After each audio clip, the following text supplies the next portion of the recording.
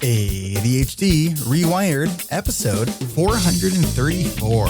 This is the podcast for those of us with really good intentions and a slightly wandering attention. I'm Eric Tivers. I'm a licensed clinical social worker by training and a coach by design. I'm your host, and I have ADHD. ADHD Rewired is more than just a podcast. We are a community. We are wired for connection, and you are not alone. Go to ADHDrewired.com to learn how you can join us in our free and secret Facebook group. Get additional resources for every episode, including links to any resources we mention on today's show. You can support us on Patreon, sign up for our email newsletter. You can request podcast postcards to distribute to your clients and support groups. Learn all about our award-winning coaching and accountability groups. You can co-work with us in our Adult Study Hall virtual membership community. You can do all of these things by going to our website at ADHDrewired.com. We know that starting is the hardest part, so let's get started.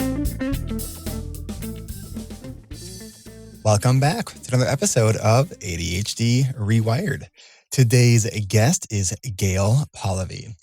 Gail is an ADHD Rewired alum, and she is one of our peer mentors and admin, and she is very gay and is happy to be here during Pride Month. She somehow finagled herself onto my calendar on a Friday afternoon. You must have been very convincing to Lisa to make that happen. And I just want all of you to know, since this is a podcast, Gail is wearing a fabulous That's right. Gay Pride bow tie.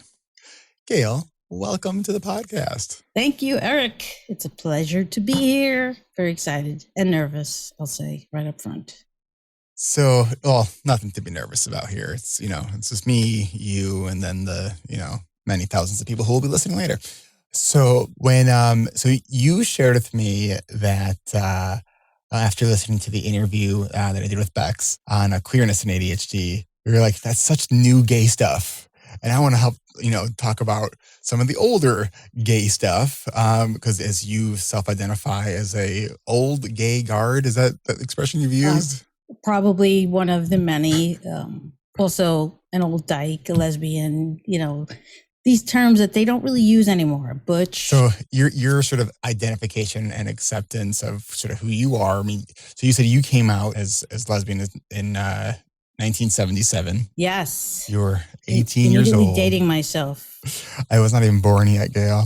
I know. Most of our ARC friends probably were not. But then you came out as ADHD, or at least you were diagnosed with ADHD 4 years ago. Yes. A big, huge, really long fucking time to know why everything was so messed up in my life.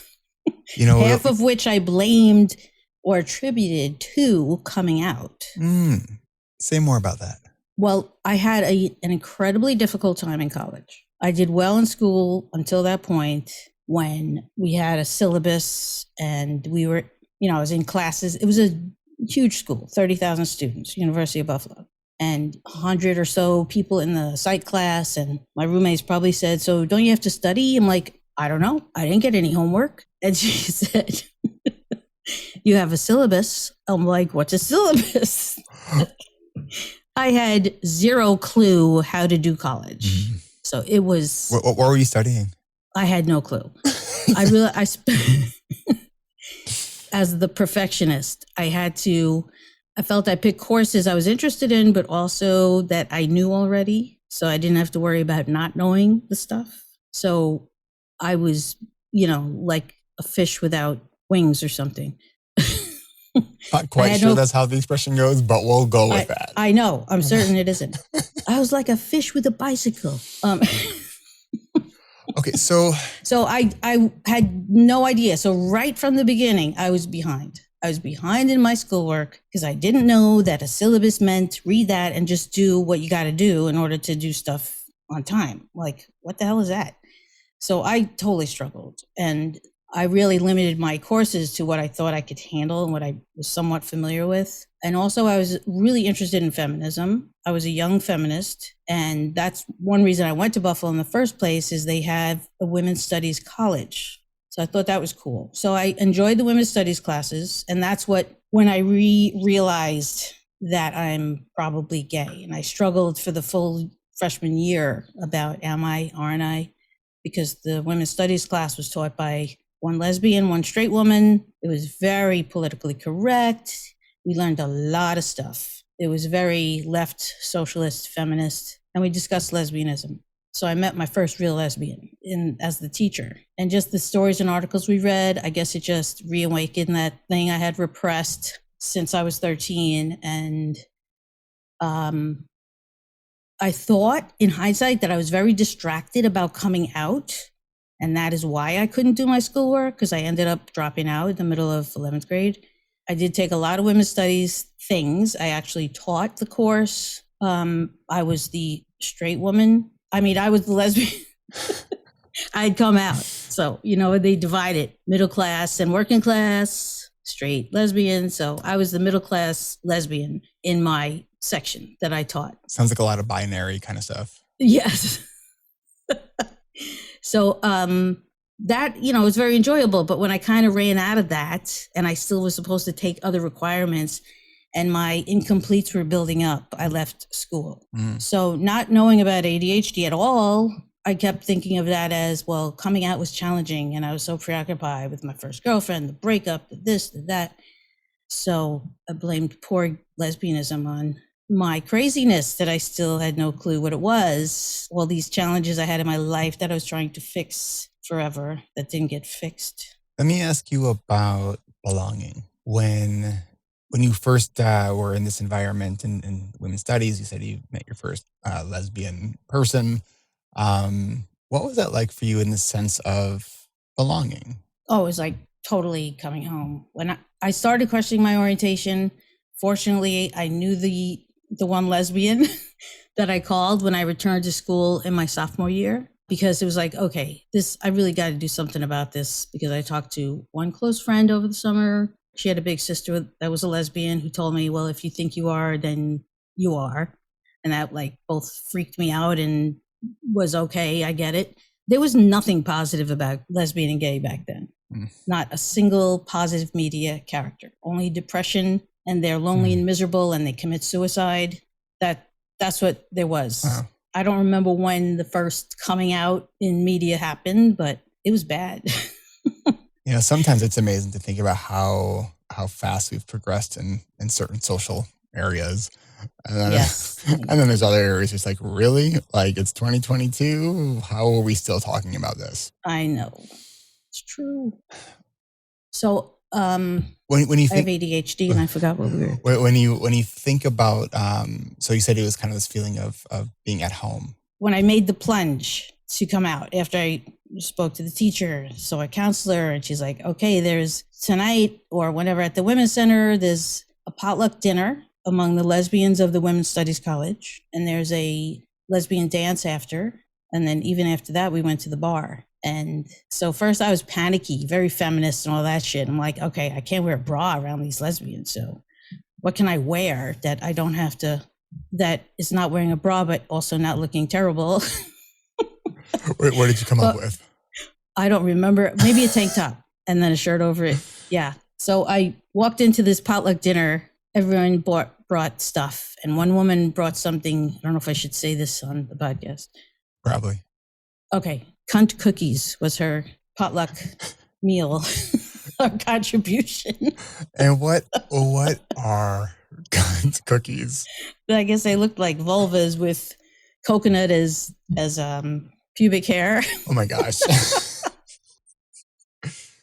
Right? This was my introduction to my new community. I mean, there had to have been a bunch of ADHD in that group too. You know what? I can't.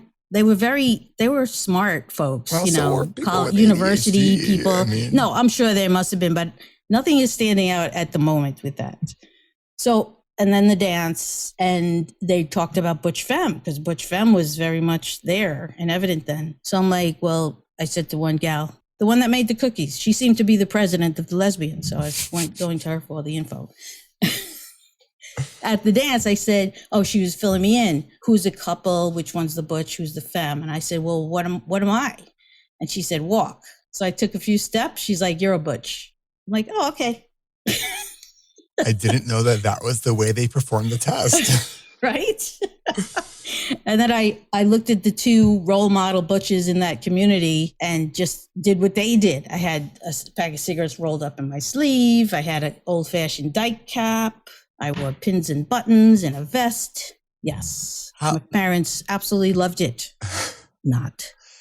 As our sort of acceptance and understanding of sort of the spectrum of sexuality has grown and evolved so much, even just in the last 10 years. Yes. Has your sort of understanding of self evolved? Oh yeah, for sure. Because I think this is probably an ADHD thing. I model my partners that I've had and what they like, how they dress, I dress. So I did have a partner that was a professional attorney. So she wore like conservative outfits, more socially acceptable, whatever. So no rainbow bow ties? Oh, no, we were very out when it was appropriate. But like at work and stuff, it was like I had to be two different people. Mm. Yeah. But I used to pick my jobs based on what I could wear. Can I just wear pants? All this stuff that I didn't know. Well, I guess by then I knew. But as a kid, I thought I wanted to be a boy because boys could wear better clothes. Well, I don't know if I ever told you that when I was probably like 4 or 5 years old. Apparently I asked, I don't know if my sisters or my parents, I asked, since I had 2 older sisters, I figured that when I grow up, I was going to be a girl because that's what when I saw older people, they were girls.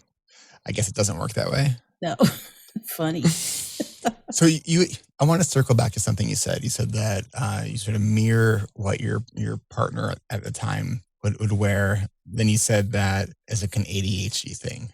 And I don't know if that's an ADHD thing. That's, that's not on the diagnostic criteria.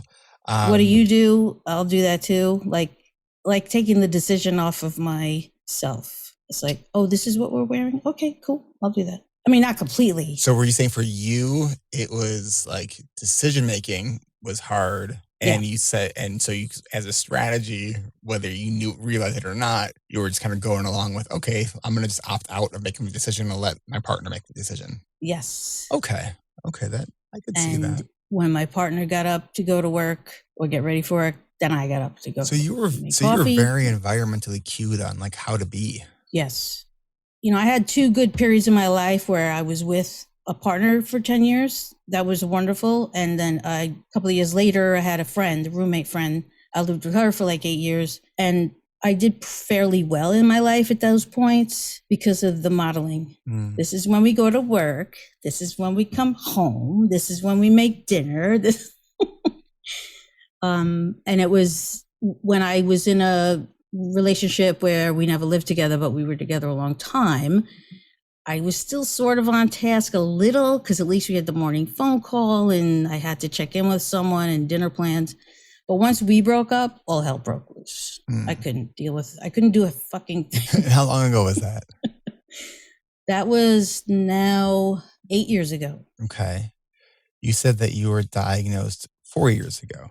Yes. I want to sort of dive into how your understanding of kind of who you are has evolved, and kind of what brought you to the point of getting that diagnosis. But first, we need to take a quick break. So we'll do that, right, and we will be right back.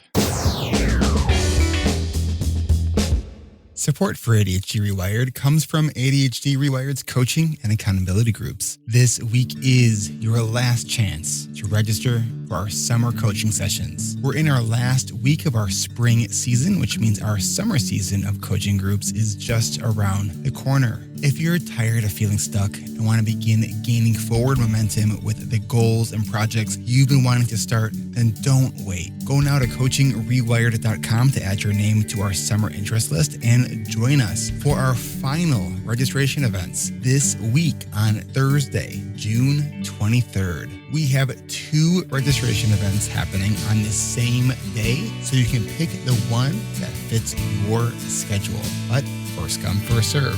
The first one is at 9 a.m. Pacific, 12 p.m. Eastern, and the last one is at 3 p.m. Pacific, 6 p.m. Eastern. Both of those registration events are this week on Thursday, June 23rd. One in the morning at 11 a.m. Central, and the other at 5 p.m. Central. Go to coachingrewired.com to start your pre-registration process. Once you've registered, don't forget to hit that RSVP button so you don't miss joining us for our final registration events on Thursday, June 23rd. We are filling up. We already have 2 sections that are full, one with a wait list, but we still have spots available in 3 of our sections. In our award-winning coaching and accountability groups, we empower our members by creating a safe and supportive environment that's shame-free and judgment-free. Our members not only learn how to better manage their calendars and create ADHD-friendly routines, they also learn how to ask better questions and communicate what they need to succeed.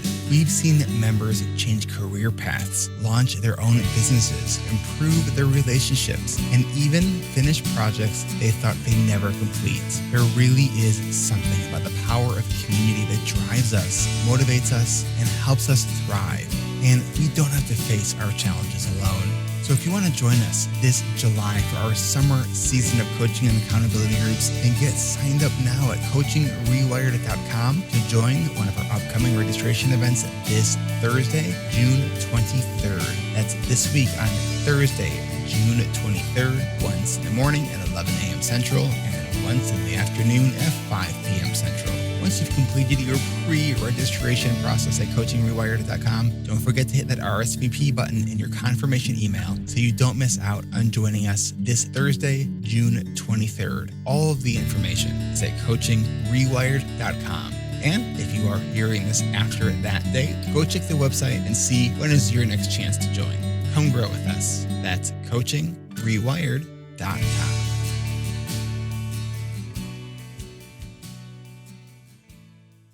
Support for this podcast comes from our patrons. If you want to support this show because you love the podcast and the work we are doing, then I invite you to join our Patreon community over at ADHDrewired.com/Patreon. I want to thank Alicia L. this week for becoming our newest patron to join us over on Patreon. Welcome to our community and thank you for your support.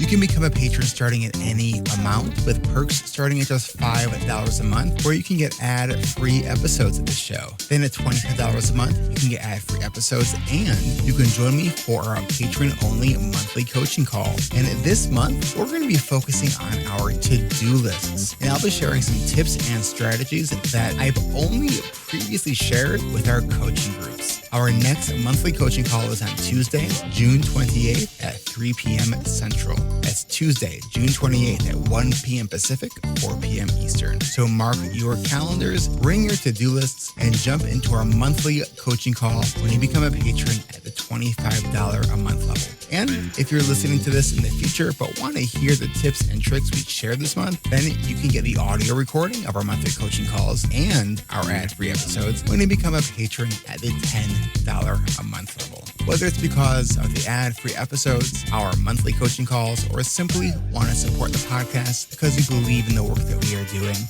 your support is very much appreciated, especially now we've had a recent dip in the number of patrons who are supporting us. So your support is greatly appreciated if you're able to show us your support. Thank you to all of our patrons, old and new. Consider becoming a patron over at ADHDrewired.com/Patreon. Support can start at any amount, with perks starting at just $5 a month. That's ADHDrewired.com/Patreon. And thanks.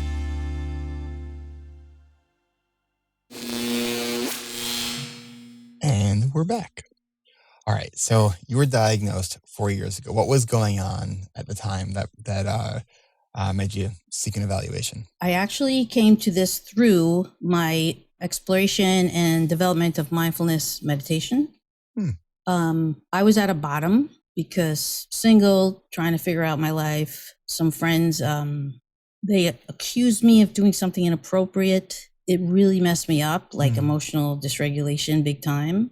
And I just felt so shitty, like depressed. And I'm like, I've been in therapy a million years. That hasn't helped me. This, that, and the other thing.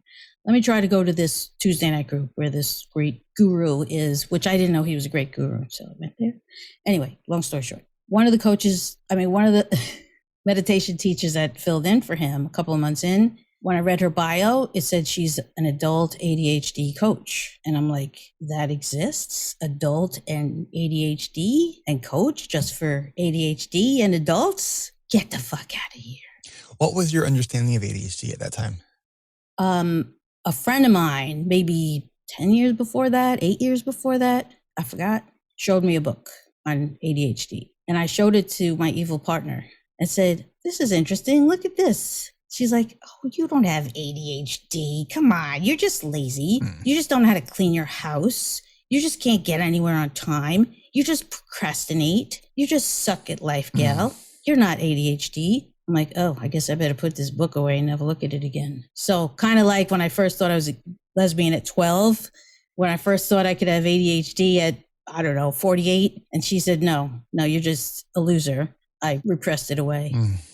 I figured it's not a thing. And then with this coach, so I started Googling everything, ADHD adults and women and this and that. And I found your podcast, thankfully, really quickly into that.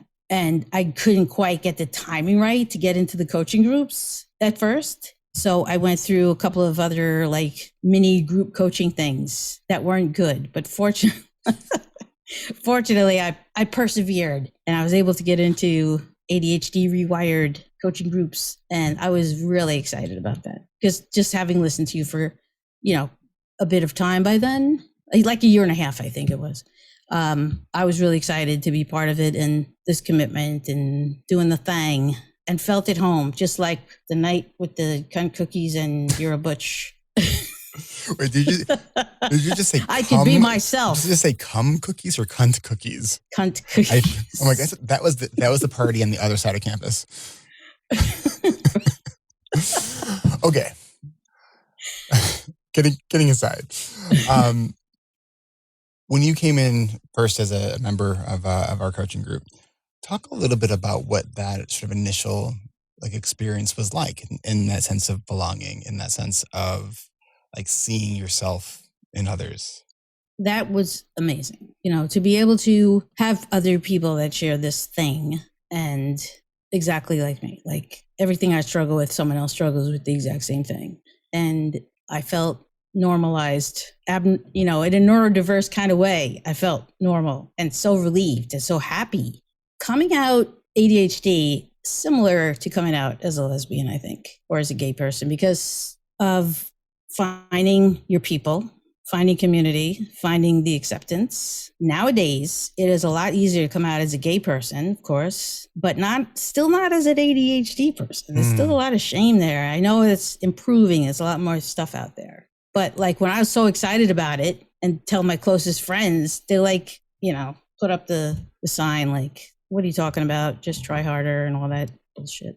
How do you respond to that kind of stuff now? Well, I don't bother talking about my ADHD to anybody anymore unless it seems to make sense to. But I have learned to just be myself without any kind of excuses. And as an old person, I could say, if it's not cool with them, then I don't need them. And I don't know if you need to be an old person to have that sort of a mindset either. No, that's true. Totally not. I just think it helps me maybe to say, I'm fucking 60 years old. I could just be whatever I want. And despite my challenges, I've been supporting myself for a very long time. Here's a PSA. It doesn't matter how old you are. You can be yourself no matter how old you are. Yes, right? Absolutely. And thankfully through your group, I was able to know that. So what were some of the things that you were really struggling with when you joined the coaching groups? Punctuality. It's god awful. I had no tools. I don't think you were on time for a single session. Maybe one. 19-1? Yeah. And I know you worked so hard at it too, and it was something that you really struggled with. And the thing that, and I know we were talking offline before a couple of days ago, how when, because I think you were first going to admin with Kat, right? Yes. And then things got switched around and you ended up with me. And I shared this with you and I was like, is she going to be on time? She has to be on time. And you've been on time every single session. Yes. And I just want to just applaud you for that.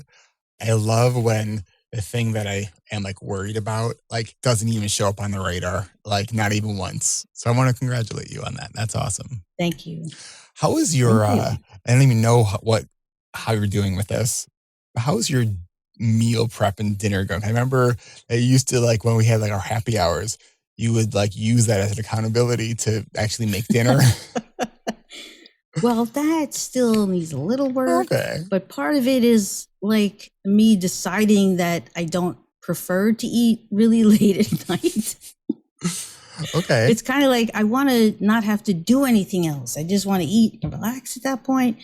Yeah. So lately, I got a lot of mom care. So I tend to go there and visit with her for a while, however long she needs me, and then come home and make dinner. Like there is a thought, well, try to make dinner first, maybe, and then go there, Gail.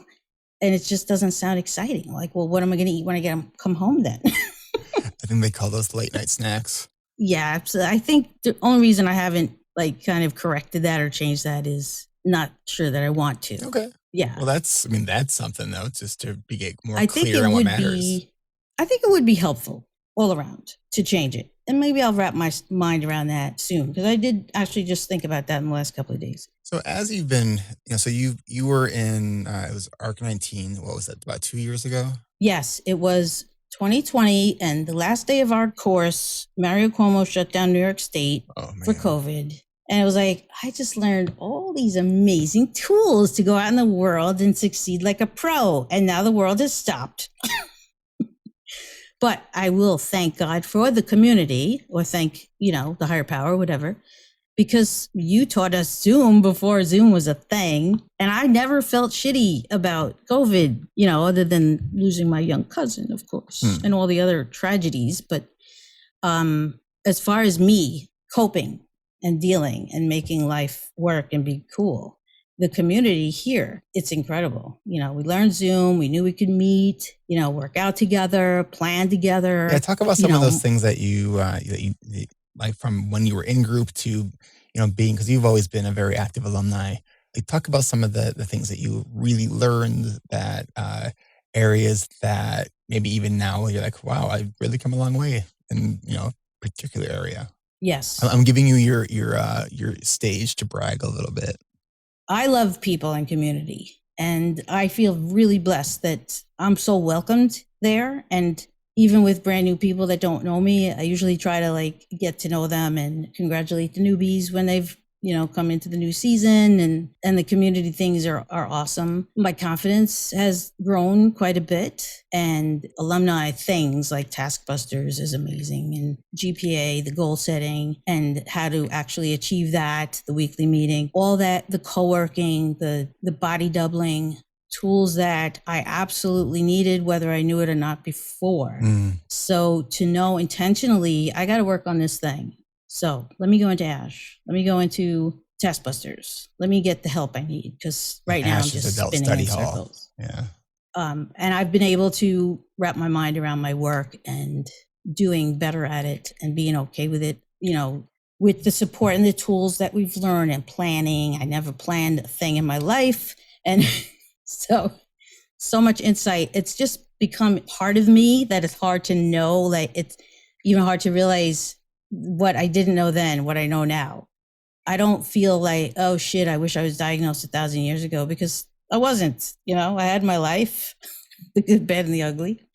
But now I thankfully have this opportunity to develop and grow as the real me without the shame. And that is really awesome. And I think that, it's for people who have not experienced that sense of belonging within community where they can be vulnerable and, show up not at their best and be able to do that and not feel shame. I think it's hard for people to really understand the significance of that safe space in learning and growing.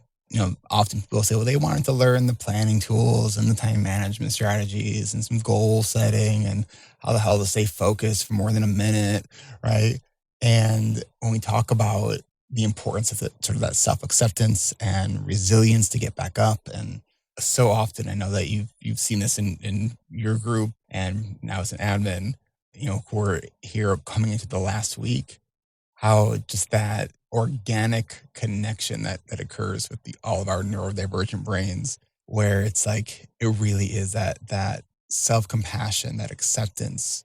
Those are those sort of foundational pieces that make growth really work and really matter. It's not just about skills. It's about accepting who we are. Absolutely. And that we fall down, we can't always be consistent we get a little shake up in our lives and kind of a lot of our systems fall apart, but we have the tools to get right back on that horse, that schedule, that cycle, because the community is there. And maybe we put down some of the tools for a little while, but just connect with the folks again and can get it back.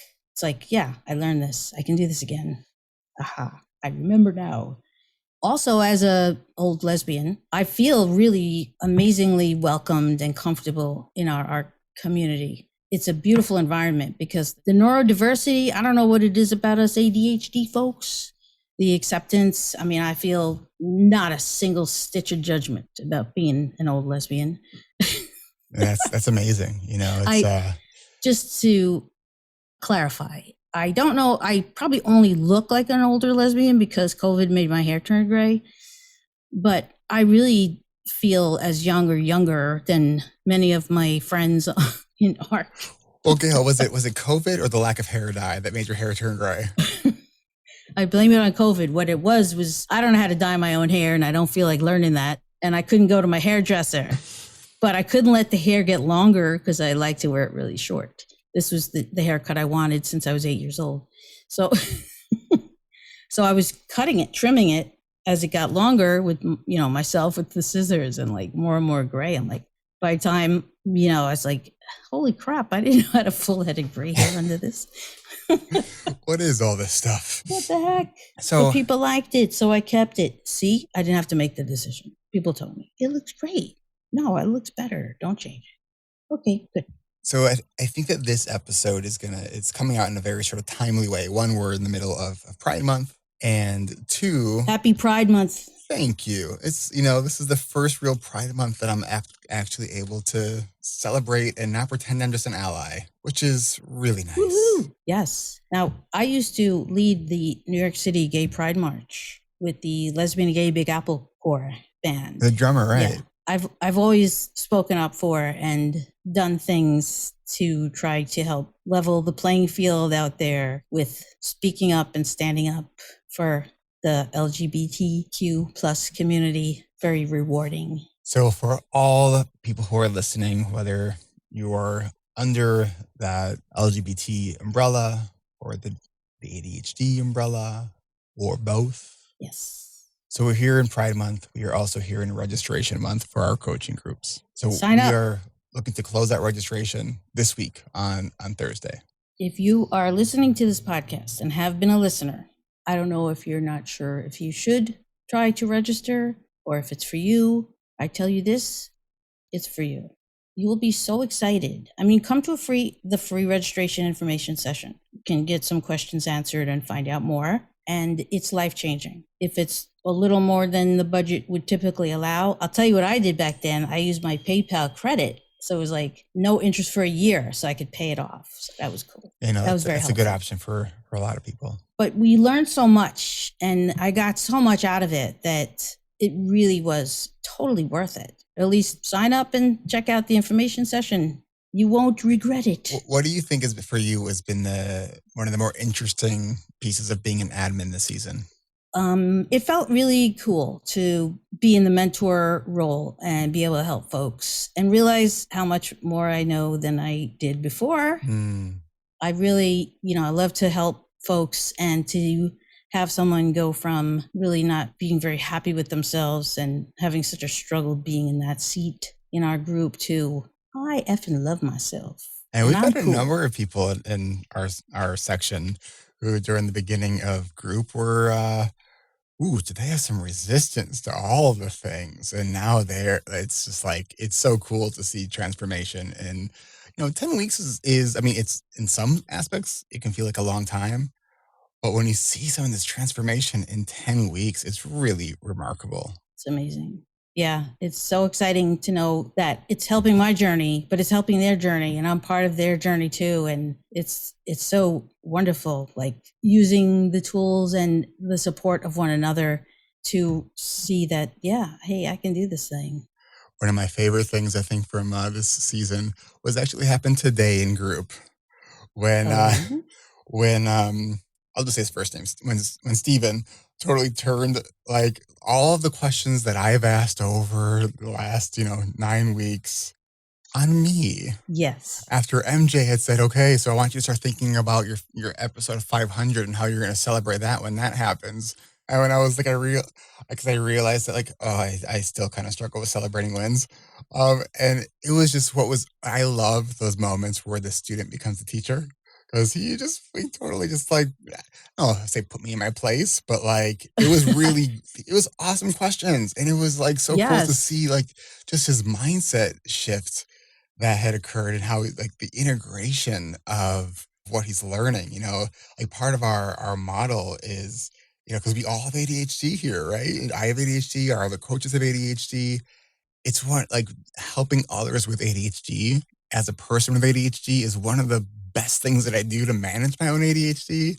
Yeah. And I think this is where our community model is so impactful. It's because we have so many people helping each other out, and that the act of helping and helping each other out is of service to yourself, right? Because it helps you Yeah. do the things you're trying to do, and it's a great way to help integrate and learn what you're learning. And in this very broad, rich community online with ARC, there's opportunities to, kind of try something out and do it yourself and lead a group. It's open, it's supportive to, spreading your wings and reaching a little beyond your norm. And after going through the coaching groups, you kind of get much more comfortable to do that. And you see your peers doing it. I'm like, yeah, I think I'm going to lead a group on XYZ. And maintain the relationships that you developed in your A teams and always have this support. And the new members, it's always fun to see new folks, whether it's within a coaching group or just on the Mighty Network, when we, see their posts and how much they develop and grow. And it's very exciting. It's rewarding. It helps myself. It helps them, I hope. Well, I think it does. So Gail, I know that one of the things that you had shared with one of our other community members who messaged me this morning, said that you were trying to come up with some of the gayest stuff to talk about on this podcast. That's what the message that was relayed. I think it was I need to spend some time thinking about all the gay things I've done. So have we left anything out? Yes. We'll just have to do a part 2. Oh, man. Relationships and all the things that I blamed on being gay versus ADHD and that revelation, and all the marches, National March on Washington, and the marriages I've had, or not marriages because it wasn't legal then. More fun stories. Like when I first realized, I don't know if it wasn't a realizing that I was a lesbian, but it was chasing my little 4-year-old friend when I was 5 years old to give her a kiss. And the friend that was standing by the gate, the alley she ran down, thought I was running after her to hit her or beat her up. No. So she let the little one through and then slammed the gate, and it landed right on my lip, split my lip. I had 6 stitches, blood all over the place. Oh, no. It didn't teach me that I can't kiss girls, though. It was just something to help me remember. I've liked girls for as long as I can remember. And the more we understand ourselves, new understanding doesn't change the past, but it does change our understanding of the past. Yes. And that's a great thing. Gail, I want to thank you for pushing your way onto my calendar, because I really enjoyed this conversation. I didn't realize I pushed. Let's blame that lovely podcast host who mentioned to me, send a message to Eric and send a message to Eric's assistant. I'm like, okay. So we're talking about MJ, clearly. Yes. Of the ADHD Diversified podcast. Okay, so I think that we're at 4:45 on a Friday. Thank you for making the time. I'm grateful for this opportunity to be here on the podcast. You are welcome. Thank you for coming on here to share some of your story and to shamelessly promote coaching groups, because we got currently 19 spots to fill. Two of our sections are full now. One of our sections just has a couple spots left. We have 3 spots, I think, left in our early morning section. But we have, y'all can do the math or just go to the website, coachingrewired.com. And I'm so grateful for having met you and gotten to know you and being part of this amazing community. Thank you. Thank you, Gail. Appreciate you. And I won't slam the gate on you for giving me blowing a kiss over Zoom. But I appreciate and I'm feeling and receiving the love. We need to really add the outro music now and then just have me stop talking. Okay. This is Eric Tivers. Thank you for listening and congratulations for making it to the end. ADHD Rewired is more than just a podcast. We are a community focused on learning, growing, and connection. The website is ADHDrewired.com. You can find time-stamped summaries and additional resources for each episode. Apply to join our free and secret Facebook community. Learn more about our award-winning intensive online video-based coaching and accountability groups. Join the Adult Study Hall virtual co-working membership community.